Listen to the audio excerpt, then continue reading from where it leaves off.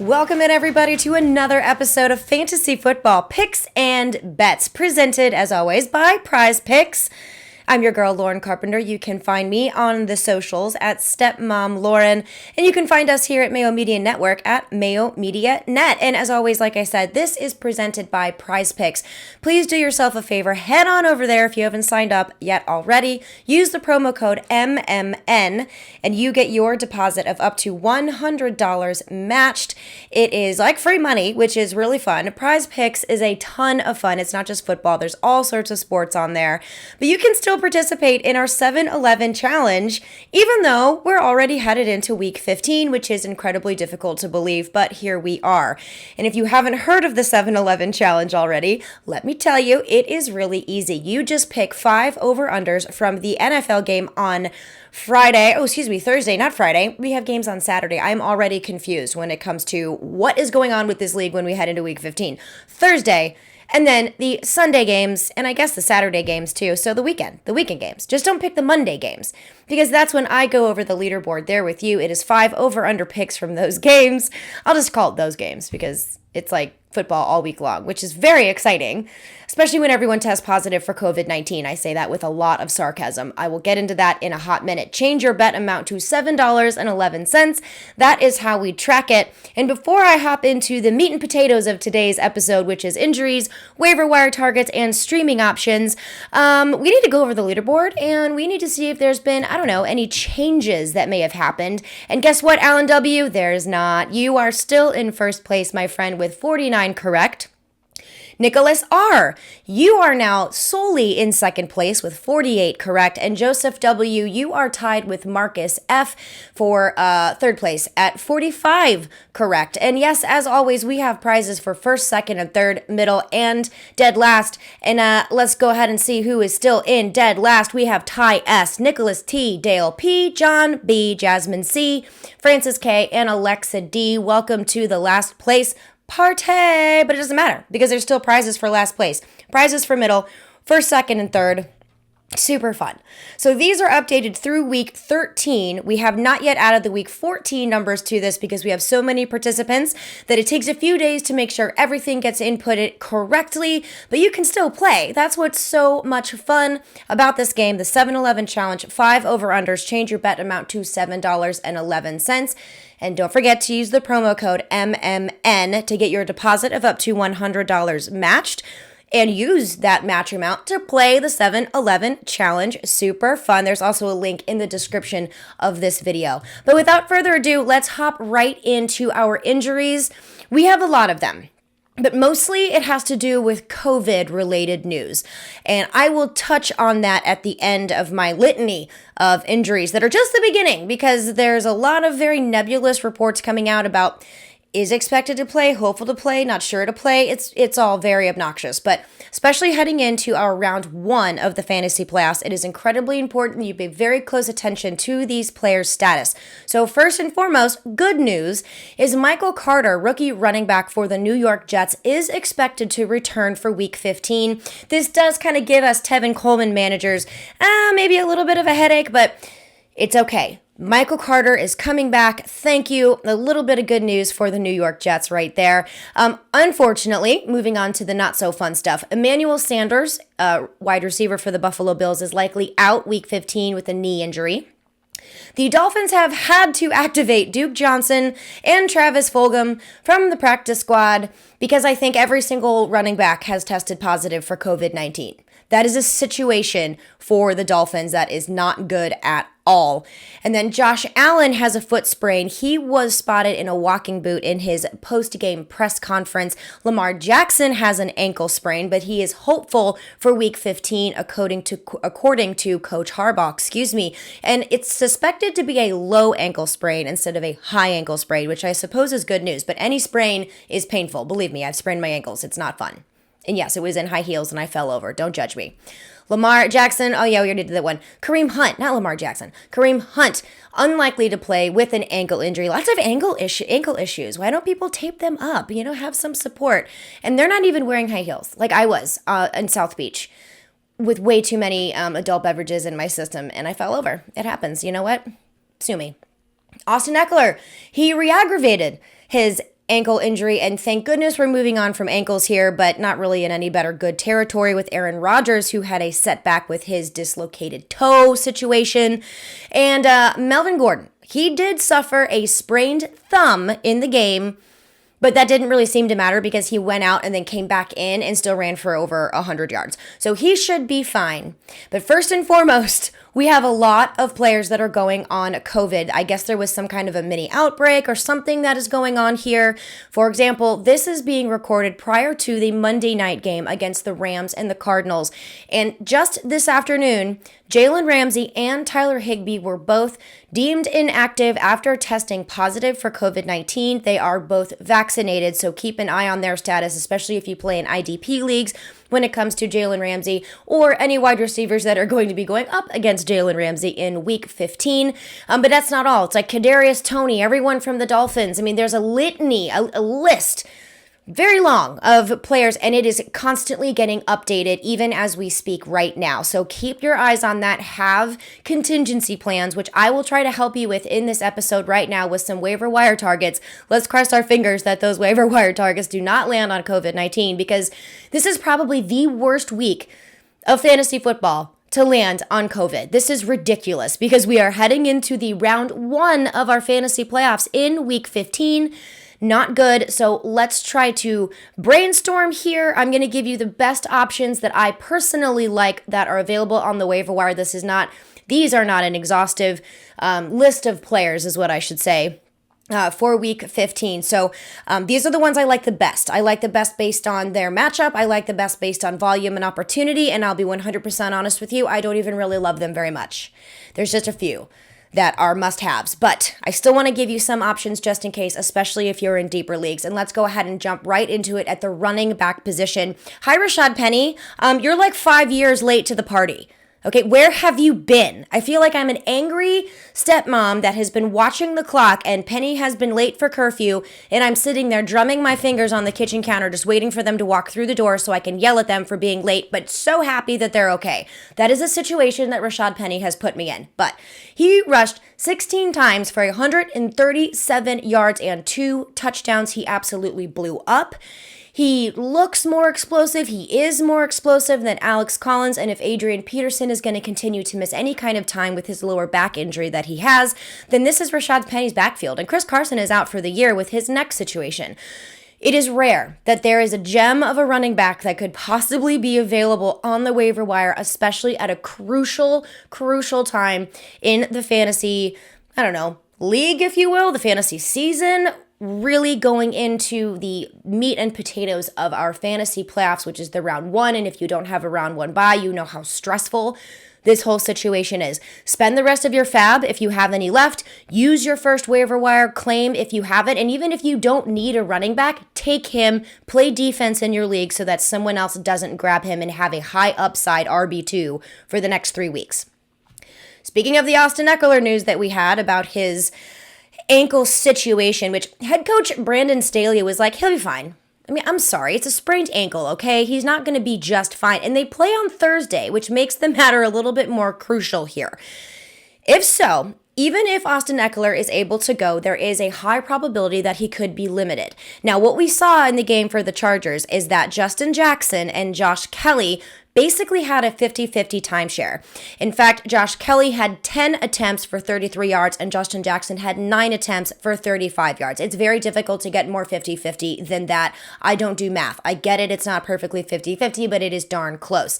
And their schedule is facing Kansas City, Houston, and Denver. I also want to reiterate real quick about the Seahawks. They have a juicy schedule moving forward facing the Rams. I know that's a little rough, but Chicago and Detroit. So Penny has an absolute opportunity to excel. Which of the Chargers running backs you want to target here is literally a coin toss. If it were up to me, I might lean Justin Jackson because he has been known to get involved in the passing game, even though that didn't really show up in week 14. But he is a little bit more familiar with what's going on because he's been on the team for longer. But then again, there's new coaches for the Chargers, so I don't really know how much that argument really gives a lot of weight, this could be a situation as to whether or not which of these running backs is available. So take your pick. Good luck, because I don't even know which one is going to be the better one, and it's likely going to be a 50-50 timeshare. So good luck with either of those two. It's kind of a stretch. Speaking of a stretch here, I'm going to hop right into the Lions. And Craig Reynolds, you already have a Reynolds on your team. Thank you for confusing me. But Craig Reynolds was literally on his couch like a week ago watching Netflix. In fact, that's his nickname now on the Lions. His nickname is Netflix because of this situation. Either way, he literally came in and exploded because Jamal Williams was placed on the COVID-19 reserve list, and DeAndre Swift is still dealing with the injury. Now, the thing with DeAndre Swift is I'd heard conflicting reports here. And one report, the Lions are hopeful to get Swift back. In another report, they are rumoring to put him on IR. Obviously, that's devastating for the fantasy season because that means he's done for the rest of the year. So Craig Reynolds could be a speculative add. He did have 11 rush attempts for 83 yards. He caught both of his targets for 16 yards. And he led all of Detroit's running backs in the backfield in this game. Like, hi, who are you? Thank you. That helps no one. And just kind of blew up every single daily fantasy that anybody had, because I guarantee you very few people started Craig Reynolds because I didn't even know who he was, which is, it happens in football, whatever. But they also have a great schedule coming up. They face Arizona, Atlanta, and then Seattle. I mean, come on, you cannot get any better. So let's hope that everything is fine with Jamal Williams and he can come off the COVID-19 reserve list quickly. Everyone who rosters DeAndre Swift, I hope he comes back quickly because there is opportunity for Lions running backs. I can't believe I'm saying that because it's the Lions. Let's be honest here. Sorry, honey, I love you. That's my husband's team, but hey, it happens. And also, in light of the Kareem Hunt news with his ankle situation, D'Ernest Johnson, all right, he didn't have like huge numbers in the game, but that doesn't matter because he can have huge numbers. He's only 25% rostered for the Browns. Obviously, this is going to be Nick Chubb's backfield here, but D'Ernest Johnson has the opportunity to get involved. They play Las Vegas, they play Green Bay, and then they play Pittsburgh. This is opportunity here for D'Ernest Johnson if Kareem Hunt has to miss any time, which it does sound like Hunt will miss at least a week. So D'Ernest Johnson, if you have him, good for you. If not, see if you can go out and get him. But no matter what, the very first running back that I would pick up is Rashad Penny, without a doubt. Also, don't forget, the Eagles were on a bye. That could be out of sight, out of mind for some people. So Boston Scott and Jordan Howard could be available on your waiver wire. Just have a little buyer beware here because Miles Sanders is also on the team still as well. But whatever situation is going on there with the Eagles and Nick Sirianni is very confusing. So I would personally avoid it, but you may not be able to have afforded that luxury at this point. So I totally get it, but don't forget about those two names. See if they're available because they also have some upside potential. Let's go ahead and move on to the wide receivers here, which is a lot less stinky than the running back situation is. And very similar to this Rashad Penny situation with finding a gem on the waiver wire this late in the season, Devontae Parker, wide receiver for the Dolphins. We're going to talk about the Dolphins a lot today. He is 50% rostered, so he may or may not be available, but if he is, swoop him up and grab him if you can. They were on a bye as well, so it's one of those bye week situations where it could be out of sight, out of mind, like we had with the Eagles running backs. But Devontae Parker is a skilled, explosive, and talented veteran that can get it done no matter who is a quarterback. Not to mention Tua Tagovailoa is playing so much better, and defenses are going to need to scheme around Jalen Waddle as well. So there is a lot of opportunity here for Devontae Parker to make some very explosive and splash plays like he is known to do. Now, the Dolphins will face the Jets, yay. New Orleans, that's actually not as bad. New Orleans' defense has been a little porous when it comes to the wide receivers of late. And then Tennessee, who has also been very poor. So I really love the upcoming schedule here for the Dolphins, not only just for Tua, but also for the pass catchers in the offense. So Devontae Parker, he's a steal. I love him. I have him rostered in as many leagues as I could possibly find him. And then KJ Osborne. This is a situation that's a little sticky when it comes to Adam Thielen and whether or not we are going to see him in week 15 or even 16. Who knows? But KJ Osborne's, he really saved his fantasy day with a long touchdown.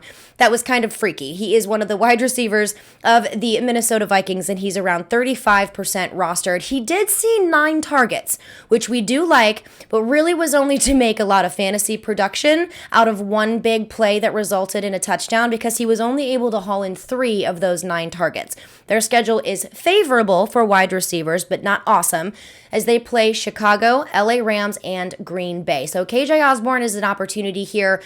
He could still get something done even if Adam Thielen is on the field, but if Adam Thielen is good to go, I would fade KJ Osborne, but you never know. He's an option to pick up. He's another one that I have everywhere. Now, can't believe I'm saying this, because my next 2 are ones that I feel that people have just beaten me over the head with making me pay attention to them when I don't really want to. And the first one is Laquan Treadwell. Urban Meyer, what are you doing? I don't understand you. You need to go back to college and just leave the NFL, because this is ridiculous. First of all, don't tell reporters that they're lying when you know that they're not, okay? I see you, and stop it with this nonsense. You are in the NFL coaching grown men, not little college kids who look up to you like you're some kind of god. Nobody cares about who you are in the NFL. Get over it and start using the rest of your pass catchers. But either way, he loves Laquan Treadwell, and so does Trevor Lawrence, which is very important because he is kind of a security blanket, and that is exactly what he's turning into. In the last 3 weeks, Treadwell has had 8, 5, and 6 targets, respectively, and he had his best fantasy week this week in week 14. I mean, it wasn't like super awesome, but it was serviceable, especially if you need to plug someone in at the wide receiver position. And the Jaguars are going to be constantly playing with a negative game script, so they're going to be throwing the football. And so far, Trevor Lawrence's favorite person in the world, actually, maybe I should just say Urban Meyer. Does he even know what's going on, though? Because he literally doesn't wear a headset when he's on the side of the field. Is that weird? I feel like that's weird. I've never coached an NFL team, so I don't know how that works, but it seems to me like you should. But, to each his own. You coach how you coach and keep losing and see how that works for you. But Jaguars are facing the Houston Texans, New York Jets, and the New England Patriots over the next 3 weeks. It's tough, but hey, that's where we are. We're heading into the playoffs, desperate times, desperate measures. Then the last one I'm bringing up is someone I like a little bit better, but it's Amon-Ra St. Brown of the Detroit Lions. I know. Another one that I just feel people have been forcing me to say, pay attention, and you know what? It's remiss of me because I should be paying attention. Amon-Ra St. Brown has been doing very well. He had 12 targets in week 14, hauled in 8 of them, 473 yards. They're facing Arizona, Atlanta, and then Seattle. So this is a very favorable matchup if Jared Goff can keep his head on a swivel, stay upright, and start completing some passes. Amon-Ra St. Brown seems to be the difference maker in this offense, especially with TJ Hawkinson being questionable. That is another piece I did not bring up in our injuries because I just don't know enough yet about TJ Hawkinson. Keep your eye on him, but Amon-Ra St. Brown may become a crucial fixture in this offense. So fingers crossed. I don't love it, but again, desperate times, desperate measures. He is also only about 15 to 20% rostered. And last but not least for our waiver wire targets is the tight end position. Gross. I mean, that's really all I can say about these two guys is gross because there's really no upside here that I can see. It's literally desperation play, which should be the theme of week 15 waivers is desperation. But yeah, that's where we're at. And it's not awesome, but oh well. Austin Hooper, tight end for the Cleveland Browns. He is about 40% rostered for some random reason. He had 7 targets, 5 receptions, only 30 yards, but he did haul in a touchdown. Now, he had this uptick in volume because Harrison Bryant and David Njoku were out of the picture. Harrison Bryant is injured with an ankle situation, and David Njoku was on the COVID-19 list. If either one of those guys returns, this is going to really push Hooper all the way back into the tight end 3 category, and that's not great. We don't like that in fantasy football, but he is an option. It stinks if they don't return for week 15. Then we're talking a little bit better output here for Austin Hooper. But they are facing the Las Vegas Raiders, Green Bay Packers, and the Pittsburgh Steelers. Pretty interesting game there on the Pittsburgh Steelers side. That division is just ground and pound and super fun to watch, even if they don't score a lot of points, which is usually rare because we like to see scoring. But when those teams play each other, it's popcorn, get it ready, and just watch the blood fly. It's pretty amazing. My second option here, another kind of gross one, is Gerald Everett from the Seahawks. He is 25% rostered. I don't love the volume here. And in fact, in week 13, he scored negative points. Nobody wants that. but he bookended that week in week 12 and week 14 with a decent fantasy output. And Russell Wilson is still dealing with this finger situation. I know he played much better in week 14, but Gerald Everett is really starting to become the target on intermediate routes. And as long as Gerald Everett's involved, he can possibly see some kind of volume. It's not very much. I think he had 3 targets. But it is a possibility if he scores a touchdown, then he can help your team. But we never like touchdown-dependent players, especially tight ends. But it is a thing, and Gerald Everett is likely available, and Russell Wilson likes to target him, and they're playing the Rams, always an interesting matchup between the Rams and the Seahawks. Then they face Chicago and then Detroit. So the matchups here are not horrible. They're not great. And remember that Gerald Everett is likely going to be touchdown dependent. Now let's get into our streaming options at the quarterback position and on our defense special teams position, which I think that there are a lot of really good options this week. Now, the top 3 that I really like for the quarterback position, and I'm going to mention the Dolphins again here, it is Tua Tagovailoa versus the Jets, who have allowed the 6th most points to opposing quarterbacks. My second favorite, actually, my all-time favorite is Taysom Hill. I love Taysom Hill. They're facing Tampa Bay. I know that might seem a little scary, but the Buccaneers have allowed the 5th most points to opposing quarterbacks over the season. Last but not least, Jimmy GQ. That's right, Jimmy Garoppolo, Mr. Handsome himself, is facing Atlanta, who have allowed the 2nd most points to opposing quarterbacks, and the San Francisco 49ers are heating up, and they're heating up en fuego. Muy caliente. I love it. So Jimmy G is, I think, one that's often overlooked, but they're playing the Tennessee Titans in the following week, who have allowed the 3rd most points to the quarterback position. Something to keep in mind when you're making your selection there, that Jimmy GQ has not 1 but 2 weeks of very solid matchups. And then for our defensive side here, again with the Dolphins, I understand, but they're playing the Jets. I mean, this is kind of easy, It's kind of just what happens. You kind of pick on the Jets. Jets have allowed the 8th most points to opposing defenses. There's really not much to discuss there. Just the Dolphins are going to be fine. Plus, their defense is quite good anyway. The 49ers are facing Atlanta. Again, we're picking on Atlanta, I feel like, all the time. They have allowed the 2nd most points to opposing defenses. And finally, the Texans. The Texans are facing the Jaguars, and they are barely rostered, like, anywhere. So if you're in deeper leagues, or especially for a DFS play that may be way more valuable, well, they could be valuable. Would that work? They're a good value and are valuable. Nailed it. Got it. They're facing the Jaguars. Oh, the lowly, sad Jaguars and Urban Meyer, who have allowed the 3rd most points to opposing defenses. And that's all you have from me today. Unfortunately, I wish I could give you so much more information about COVID results and about injuries, but everything is still very much up in the air and everything is very nebulous. So make sure your eyes and ears are glued to what we have coming up here at Mayo Media Net, because we keep you posted on all of those things throughout the week. So we're not going to leave you hanging. And hopefully you can get some of those excellent waiver wire options like Devontae Parker or Rashad Penny that can help you for the rest of your fantasy football playoffs. If you have a first round bye, congratulations. Take a break. Don't worry about it. And then laugh as everyone else is stressing out. It's a wonderful position to be in. Pat yourself on the back if you got there. Remember to, I'm dying. See, this is how jealous I am of not having a first round bye in any of my leagues. It literally made me choke up and almost cry because I really want a first round bye. I might get one in one of my leagues, so don't feel too bad for me there. But follow us here at Mayo Media Net. Also subscribe to our YouTube channel if you have not done so you can get all of the breaking news, all of those pieces of advice that we can give you, not just for your season-long leagues, but for your dynasty as well as your DFS plays. Follow along with us on the 7-Eleven challenge at PrizePicks.com. Don't forget to use the promo code MMN if you have not signed up yet already, because you get your deposit of up to $100 matched. If you would like to play in the 7-Eleven challenge, very easy. 5 over-under picks for the NFL. Change your bet amount to $7.11. And you can follow me, Lauren Carpenter, at Stepmom Lauren, and good luck in Week 15.